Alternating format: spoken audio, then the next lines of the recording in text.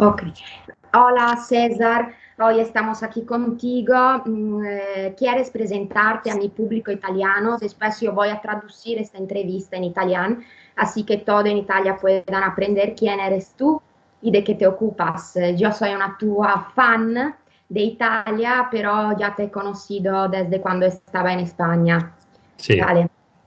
Muchas gracias por estar aquí con nosotros hoy. pues nada, gracias a vosotros por darme la oportunidad de poder presentarme a las personas de Italia, ¿no? Y un poco en el sector en el que vosotros trabajáis, ¿no? Yo me llamo César García Rincón, soy español, llevo 30 años trabajando en educación y sobre todo vinculado a lo que es el desarrollo humano, el desarrollo de las personas, el desarrollo de las comunidades, en definitiva, la mejora del mundo, ¿no? A través un poco también de la mejora de las capacidades, los valores, las actitudes de las personas, ¿no? He trabajado 16, 17 años en un centro educativo, luego dejé el centro educativo y me dediqué a asesorar a otros centros educativos. He trabajado en ONGs, en empresas, y actualmente, bueno, ya desde hace unos años soy freelance. Y una de las herramientas pues que más me ayudan a esta labor es el canal de YouTube que tú conoces con las dinámicas de grupo, que fue algo que surgió por casualidad. Yo empecé a compartir una dinámica, parece que gustó a la gente, subí otra, y sin saberlo, sin comerlo ni beberlo, como decimos en España, me convertí en youtuber, ¿no? Y realmente que ha sido y sigue siendo una gran herramienta pues para compartir, porque siento que a través de esta herramienta la misión personal que me he planteado en la vida pues tiene mucha más potencia, se va de alguna manera haciendo eco en otras personas, ¿no? Claro. Y resumidamente pues ese soy yo. Claro, y he visto, en principio te pido perdón por mi español porque yo he vivido en España varios años, pero ya desde hace 4 años he vuelto en Italia y no puede ser que me equivoque en cualquier palabra o en hablar. Io he visto que en tu video, en el canal, en la red de YouTube, tú hablas a la gente nombrándola cocineros. Sí, sí, sí, ¿Por sí, qué? sí. ¿Por qué esto? Bueno, yo creo que el mundo de la cocina se presta mucho a la creatividad, ¿no? Hay utensilios, hay ingredientes, hay herramientas y entonces al final yo creo que educar o crear recetas pedagógicas, como digo yo, pues es tener esa práctica en la cocina. La cocina es un lugar muy humano, es un lugar donde se trabaja, donde incluso las personas pues interactúan, charlan y en torno, hay personas que incluso dicen que hacen meditación mientras están cocinando o preparando un plato, ¿no? Entonces es un ámbito que me gusta mucho, pero también hay una parte familiar de homenaje a la que fue mi madre, porque mi madre era cocinera y entonces pues tengo muy buenos recuerdos y además era también a su modo educadora no formal, ¿no? Entonces, bueno, pues también hay algo de eso en lo de cocineros y cocineras. Entonces, bueno, pues creé un poco este concepto de cocinando aprendizajes y cierto, cada vez que subo un vídeo nuevo, hola cocineros y cocineras de los aprendizajes, siempre, siempre. Claro, esto es muy divertido y me gusta mucho. Y ahora te hago una pregunta que hago más o menos en todas mis entrevistas. En tu opinión de experto entonces de la personalidad y de la psicología de las personas, cuando una persona pasa de un estadio de infelicidad a uno de felicidad o de un estadio de más conflictual a uno más emancipado, en tu opinión, ¿cuál es el clic mental que subentra en la cabeza de la gente que la haga cambiar? Ujú. Bien, yo creo que este es un tema muy, muy interesante. Yo creo que hay una parte inicial que tiene que ver con nuestro lenguaje interior y el lenguaje que mantenemos con nosotros mismos, al final es la herramienta a través de la cual vemos el mundo y nos relacionamos con el mundo, ¿no? Cuando digo que nos relacionamos con el mundo, me refiero a la realidad, a las personas, a nuestra propia realidad, ¿no? Entonces, a veces un cambio de lenguaje, pues, por ejemplo, de un lenguaje más críptico, más cerrado, más negativo, a un lenguaje más positivo, más abierto, más creativo, pues te hace muchas veces cambiar la visión que tienes del mundo y te hace también relacionarte con ese mundo de otra manera, empezar a ver cosas positivas que antes no veías y de esta manera pues empiezas a sentir que lo que pensabas que no merecía la pena o que no tenía sentido, pues resulta que sí que empieza a tener sentido, ¿no? Claro. Hay otro clic relacionado con esto que tiene que ver con el cambio de hemisferio cerebral, ¿no? La teoría de los hemisferios es apasionante, son muchos autores los que la han estudiado, pero en concreto a mí hay un autor que me gusta mucho que es Paul Watzlawick, que tiene un libro sobre el lenguaje del cambio, ¿no? Muy aplicado a terapia y trabaja mucho esta idea de los dos hemisferios. Eh, Vivir de alguna manera con el hemisferio cerebral derecho, es decir, el creativo, el emocional, el de nuestras experiencias, el de nuestros sueños, el de nuestras vivencias, vivir con ese cerebro dominado por el hemisferio izquierdo, el lógico, racional, calculador, incluso a veces bloqueado por él, pues yo creo que hace que seamos muy infelices. Creo que nos perdemos una parte muy importante de la vida, ¿no?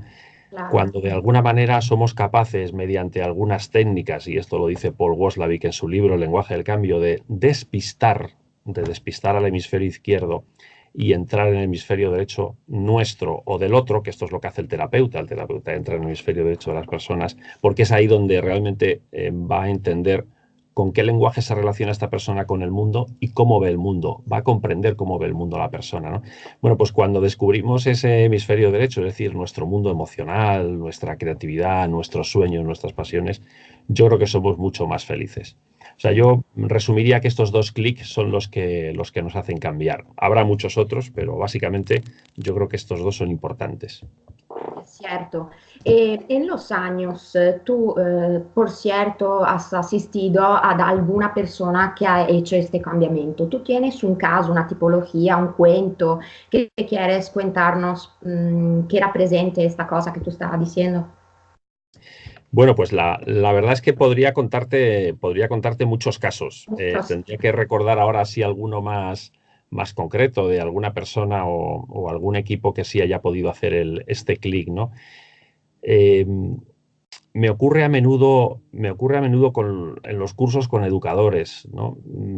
Cuando trato de despertar en ellos la pasión por educar, la pasión por las personas y mostrarse en el aula como una persona, ¿no? Ser capaz, por ejemplo, y ahí hay que usar el hemisferio derecho, ¿no? De contar una experiencia personal a tus alumnos, de mostrar también tus debilidades, eso al final te hace mucho más fuerte, ¿no? Bravo. Y realmente cuando descubren esto o cuando hacen un cambio de paradigma, estos cambios de paradigma, ¿no? Entre educar de una manera tradicional a educar de una manera creativa, desprendiéndose de la seguridad que te puede dar el libro de texto, la presentación en PowerPoint y hacer una dinámica, hacer un proyecto de aprendizaje más creativo y ver que eso, el potencial educativo que tiene, yo creo que ahí sí que la gente lo notas por lo que te dicen en los descansos, en las comidas, notas cuando la gente ha hecho clic, ¿no? Suelo hacer una pregunta al final donde se evidencia esto. Y es una pregunta muy sencilla que hago siempre en la evaluación de todos los cursos, que es antes pensaba que, puntos suspensivos, y ahora pienso que, puntos suspensivos. Y notas en la diferencia de este antes pensaba que, ahora pienso que, notas realmente los que han hecho ese cambio y los que no lo han hecho. Claro. Podría contarnos un caso muy significativo, tampoco podría contarte porque no me dedico profesionalmente a la terapia, ¿no? Ni Sí. al coaching terapéutico, ni nada de esto, pero sí que lo veo en el día a día y es muy gratificante, es muy Sí. gratificante. Gracias. César, en tu opinión, en esta época moderna donde la gente tiene bastante bienestar y hay de todo y no falta nunca la comida en nuestra mesa, así eso, ¿cómo es posible en tu opinión que la depresión o esta tipología de enfermedad, cuáles son los ataques de pánico, caracteriza nuestra época? Porque claramente un tiempo más antiguo la gente tenía muchas más razones de sentirse deprimida o de sufrir este tipo de patología. ¿Cómo es posible que hoy toda la gente sufra de esta enfermedad, en tu opinión? Bueno, hay en el tema en concreto, depresión y ataques de pánico, creo que son dos cosas diferentes. Las dos pertenecen a, un poco, están catalogadas dentro de del DSM, no sé cuál es el DSM, el Manual de Criterios Diagnósticos de Enfermedades Mentales, Sí, ¿no? Pero, y luego dentro de la depresión hay que ver si es una depresión endógena, si es una depresión exógena, es decir, si es una depresión basada en factores bioquímicos internos, que esa requiere una medicación, etcétera, o si es la mayoría de las depresiones que tienen un origen más social, por así claro. decirlo, más relacionado. La respuesta a esto nos la dio hace ya tiempo Viktor Frankl en su libro El hombre en busca de sentido. Ujú. Esta gran obra, Viktor Frankl, que es un poco el autor de la logoterapia que llamaba él, la terapia a través del logos, a través del lenguaje, ¿no? Viktor Frankl nos dice en su libro que en la actualidad eh, la falta de sentido, la falta de motivos para vivir, eh, la vida sin emoción, sin sentido, genera muchos más problemas y lleva a más gente a la consulta del psicólogo y del psiquiatra que el estrés y la tensión existencial, por así decirlo, ¿no? Yo creo que vivimos un momento de distensión existencial, de falta de sentido. En diversos ámbitos nos falta reflexionar con las personas, trabajar con las personas, el dar un sentido a su vida, el reconocer que mi vida tiene sentido y el encontrarlo. Y el encontrarlo como hilo conductor de la vida, ¿no? La mayoría de las terapias actuales en psicología al final aterrizan ahí, aterrizan en el sentido de la existencia, que se manifiesta a través de una escala de valores, que son un poco los criterios para tomar decisiones, para relacionarte con el mundo, ¿no? Pero básicamente yo creo que en lo que es un poco, en lo que es la enfermedad de la depresión social o exógena, básicamente lo que hay al final es una falta de sentido a la propia vida porque no se ha trabajado esa inteligencia existencial. Claro. Traigo aquí el modelo de las 9 inteligencias múltiples de Howard Gardner. La inteligencia existencial es fundamental. Howard Gardner nos dice que la inteligencia sirve para dos cosas, para resolver problemas y para crear productos. Y eso se puede hacer de 9 maneras, con las 9 inteligencias, matemática, lingüística y tal. Bueno, pues piensa la inteligencia existencial. ¿Cuántos problemas de tipo existencial tiene que resolver una persona en su vida? Por ejemplo, cuando se muere un familiar, cuando se muere un amigo, ahí tienes un problema existencial. Tienes que estar de alguna manera preparado para darle un sentido a eso, para acompañar ese duelo, etcétera, etcétera. Y no digamos muchos otros problemas que nos ocurren en la vida, ¿no? ¿Y cuál es el producto existencial más importante que tiene que mm, crear una persona? Pues su propio proyecto de vida. Su Claro. propio proyecto de vida. Entonces, esto no se trabaja y esto es urgente trabajarlo para evitar problemas como esto, ¿no? Del tema de los ataques de pánico, bueno, yo creo que vivimos en una sociedad, creo que confiamos poco y en esto contribuyen mucho también los medios de comunicación, se genera mucho miedo, ¿no? En España, por ejemplo, ahora, pero en Italia también, ¿no? Se está Ujú. generando mucho miedo a la inmigración, a, a los refugiados, en fin, y ese miedo que muchas veces se alimenta irresponsablemente desde los medios de comunicación, porque desgraciadamente vende, pues es algo que también tendríamos que trabajar, ¿no? Hay miedo, hay un miedo racional y hay un miedo racional. El problema son los miedos irracionales, ¿no? Claro. Claro. Dunque, ¿cómo es posible, en tu opinión, que hoy, que todo el mundo está muy conectado con muchos medios de comunicación, y me refiero también a tu respuesta de ahora, entonces toda la gente puede aprender un montón de cosas solamente desde su oficina, desde su casa, poniéndolo en el ordenador? ¿Cómo es posible que la gente se perceba a sí misma así tan desconectada lo uno con lo otro? Me explico mejor. Sí. Todos estamos muy conectados con medios de comunicación bastante muy públicos, pero todos estamos muy desconectados uno desde otro. ¿Qué está pasando en nuestra sociedad? Bueno, yo creo que estamos perdiendo el ámbito de las relaciones humanas cercanas y presenciales, ¿no? O sea, ese ámbito lo que antiguamente pues era la plaza, el ágora, ¿no? El sitio, el, el- el sitio donde la gente se encontraba, eso se va perdiendo, ¿no? Hay, lo que decía el sociólogo Anthony Giddens, cada vez más, uno de los rasgos de la modernidad es lo que llama él el secuestro de la experiencia. Sì. La tecnología nos está secuestrando, aunque paradójicamente nos ofrece un mundo lleno de experiencias ilusorias y virtuales y tal, pero nos está secuestrando las experiencias auténticamente humanas, ¿no? Y Anthony Giddens hace un análisis muy interesante bueno, de los últimos, de unos años o siglos atrás hasta ahora, ¿no? Antes, por ejemplo, digo, pone una experiencia, la experiencia de la muerte, ¿no? Antes se moría una persona y esa persona se la velaba en su casa, se la acompañaba en casa, la gente iba a casa a rezar, etcétera, a estar, ¿no? Y ahora todo eso de alguna manera lo hemos trasladado a un tanatorio, a un sitio donde, bueno, pues está, en fin, es todo como más impersonal, como, en fin, bueno, pues podrá tener su sentido desde algún punto de vista de lo que sea higiénico, tal, organizativo, etcétera, pero es un caso tal. Por ejemplo, hace poco lo contaba también en una conferencia, ¿no?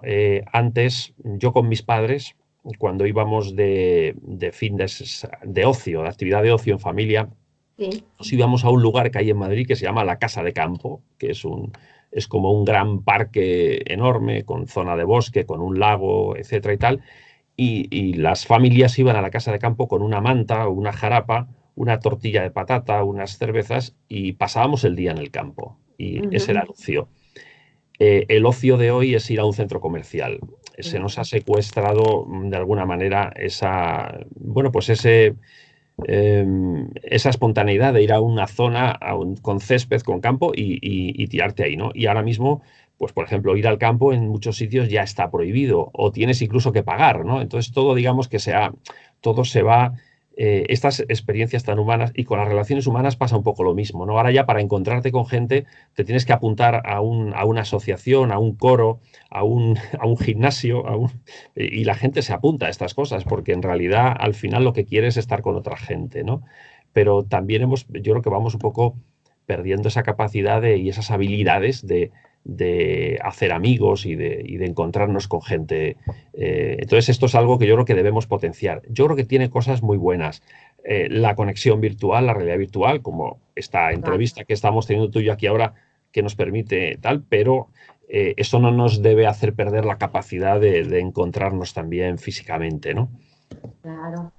Y tú te ocupas con tu trabajo de contrastar a esta tendencia a estar solteros, porque tú te ocupas de crear grupos de personas que vayan conociéndose y a lo que tú vas a proponer dinámicas psicológicas. Uh -huh. Entonces, yo también hago lo mismo aquí en Italia y me he dado cuenta que en este grupo se libra como una particular energía y a la gente le gusta muchísimo. Tú puedes contarnos de tus dinámicas. ¿Hay una favorecida, una que te gusta mucho porque la gente reacciona muy positivamente? Bueno, hay muchas dinámicas que me gustan muchísimo y depende un poco del objetivo de la dinámica. Me gusta mucho una dinámica en la que pongo unas fotos por el suelo Sì, y, y entra la gente y ve 60 fotos en el suelo de la sala y les hago una pregunta. Eh, ¿Qué noticia te gustaría ver mañana publicadas en los periódicos? Unas veces hago esa pregunta, otras veces hago la pregunta de por qué merece la pena levantarse cada mañana, ¿no? Y entonces cada cual tiene que coger una foto y decir, por ejemplo, en el caso de las noticias, una imagen y un titular, ¿no?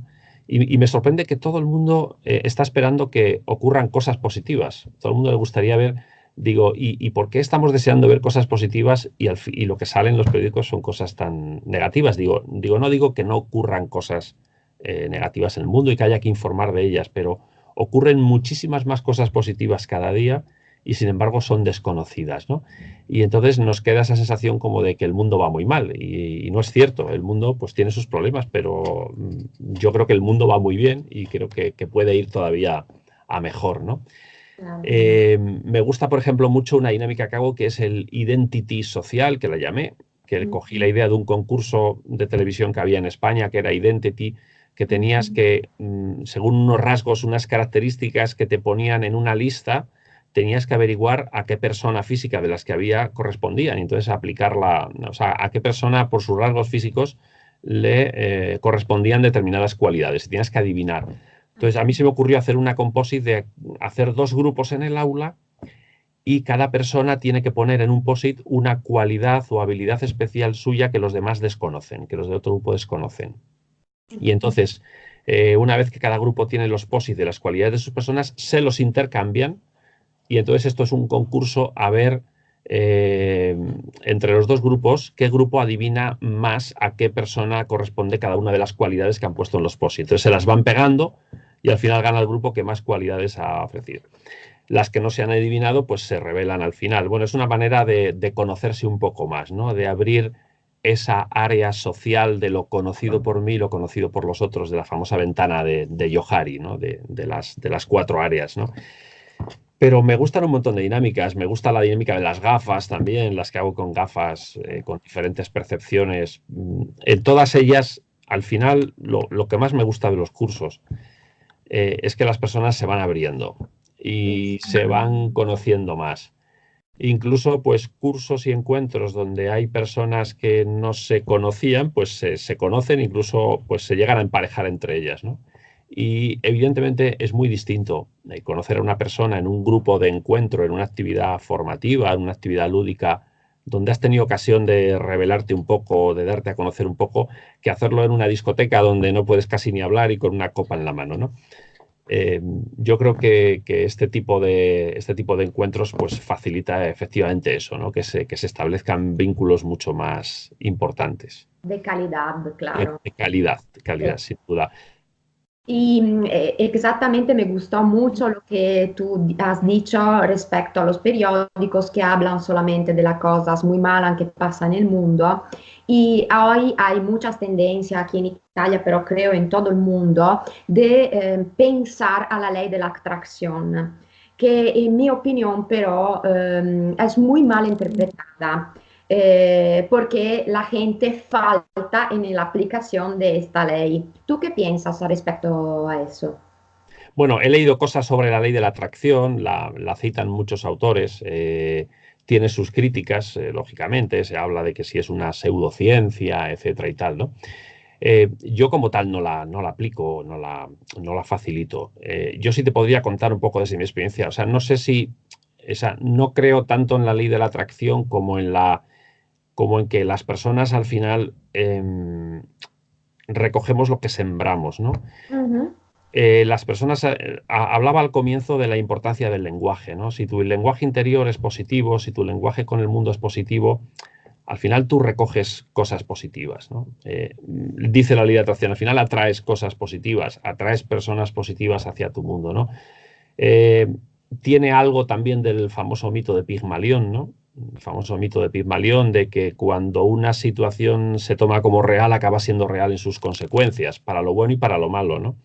Entonces, ujú. si tú confías, si tú eres una persona optimista, si tú eres una persona que tiene esperanza, tú inmediatamente te vas a focalizar sobre tus fortalezas, sobre las fortalezas del otro, sobre la parte más positiva de la realidad, sobre lo que puede ser más factible y lógicamente vas a tener más probabilidades de lograr algo, de lograr éxito y lograr algo positivo, ¿no? Entonces, bueno, yo la ley de atracción eh, la, la formularía como una metáfora. A mí me parece que es como muchas otras herramientas, incluso de las que yo utilizo. Yo tengo un librito que he compilado hace poco, porque trabajando con una persona de Argentina, un proceso de coaching, una persona que luego ha hecho formación con mucho éxito, ¿no? A través de una de mis metodologías, me dijo al final, también en una videoconferencia Skype, me dijo, es que vos sos el capo de las metáforas, me decía. Como dicen allá en Argentina. Y digo, pues va a ser verdad que tengo muchas. Entonces escribí un libro que se llama eh, 50, El Señor de las Metáforas, ¿no? 50 metáforas para crear ideas, posibilidades, etcétera, ¿no? Bueno, yo creo que la ley de la atracción es interesante en tanto en cuanto es una metáfora. como ley científica, yo creo que no lo es. Y creo que un poco el error está ahí, ¿no? En no decir claramente que esto es una metáfora que nos puede ayudar, como muchas otras, y en ese sentido, bienvenida sea como metáfora, ¿vale? Claro. Metáfora yo creo que bienvenida sea. Yo creo que la metáfora sea una representación de lo que pasa en la vida de cada uno de nosotros. Infatti, cosas importantes van a pasar a todo el mundo, pero depende de cómo la persona se pone enfrente de estas cosas que van a pasar. Claro, Y claro. más tiene la capacidad de metaforizarlo y de ponerlo en positivo, puede ser que más la cosa se ponga positiva hacia la persona. Y una pregunta así de curiosidad, porque a mí a veces, algunas veces me pasa que una persona o dos personas en el grupo se toman muy mal los efectos de la dinámica que estamos haciendo. ¿A ti te pasa nunca esta cosa? ¿Quiere contarnos algo de eso? A mí me ha pasado alguna vez pues sí, en alguna dinámica de tener, de que o no salen las cosas como tú querías, o gente que se cierra en banda y tal. Bueno, yo creo que ahí lo que suele funcionar en este caso es mostrar empatía hacia las Claro. personas, es decir, pues yo comprendo que esto te cueste, no pasa nada, no es obligatorio participar, no es obligatorio que des tu opinión, yo te comprendo perfectamente, tienes tus motivos y yo en ese sentido, bueno, pues soy siempre bastante respetuoso con esto, ¿no? A la hora de facilitar, me ocurre poco, pero a veces ocurre, ¿no? Incluso a veces también ocurre que hay dinámicas que, entre comillas, se te van un poco de las manos, ¿no? Por ejemplo, recuerdo ahora en una dinámica que suelo hacer en gestión de conflictos, era un curso de gestión de conflictos, y hago una dinámica con una pastilla de plastilina.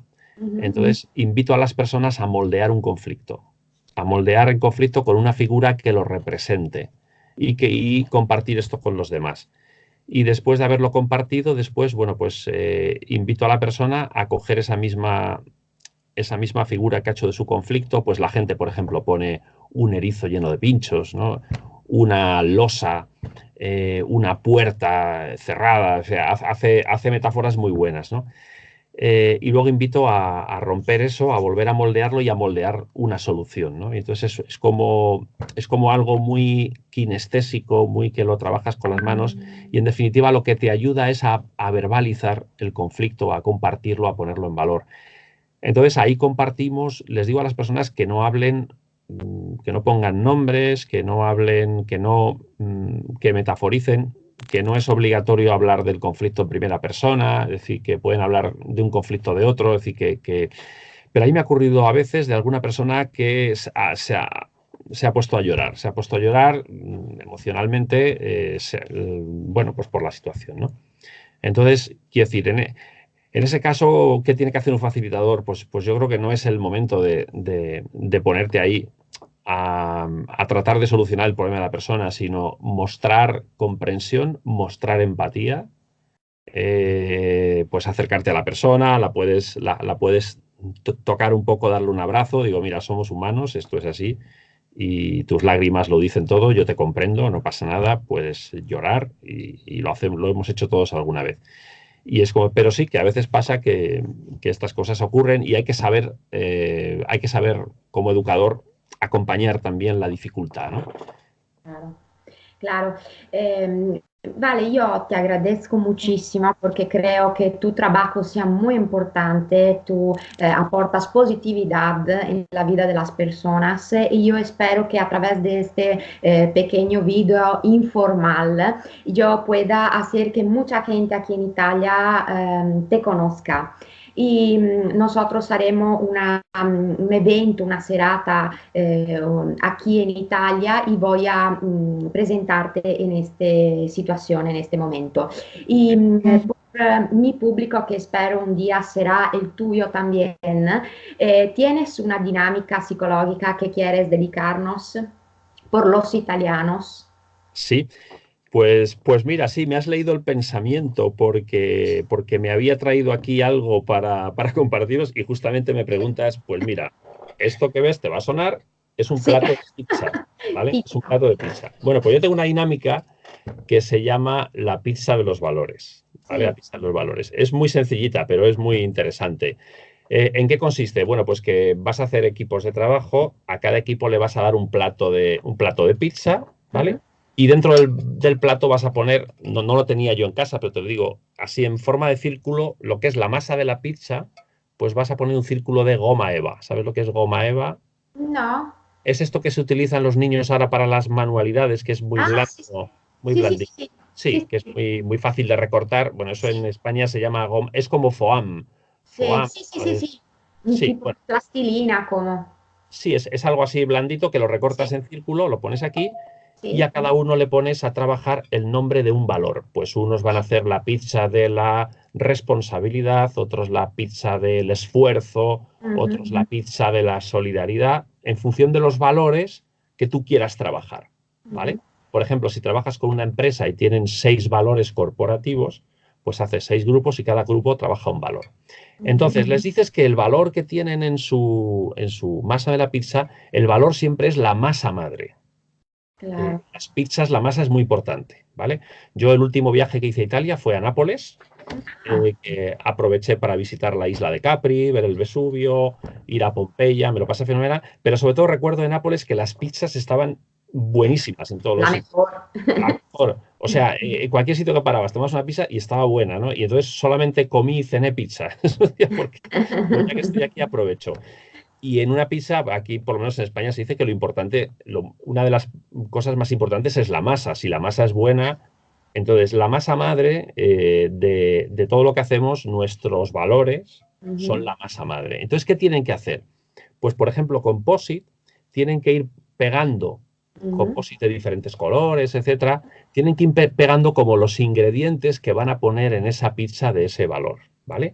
Esos ingredientes que serían los comportamientos concretos ujú. que, que hacen que ese valor, pues en el día a día, pues se pueda visualizar, se pueda llevar a la práctica, las actitudes, etcétera, etcétera, ¿vale? Y entonces van poniendo esos comportamientos y al final le ponen un nombre a la pizza, le tienen que poner un nombre comercial, ¿no? Pues como ponen en los restaurantes, ¿no?